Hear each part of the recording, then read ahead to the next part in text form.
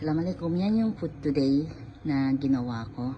Bechamel, meat, sauté onion and garlic, and black pepper, and with the mushroom.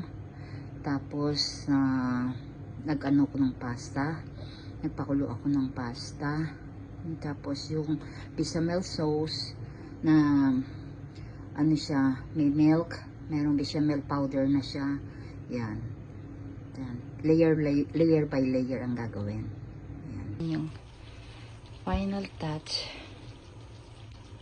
ng aming bechamel. Sandali lang siya kasi ano naman, luto na lahat. So, pinaano mo lang yung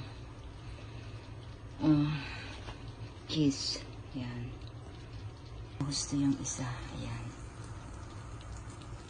Yan.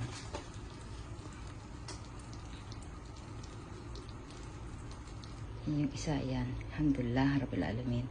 For all the blessing what you give it to us daily. Alhamdulillah. Yan na siya.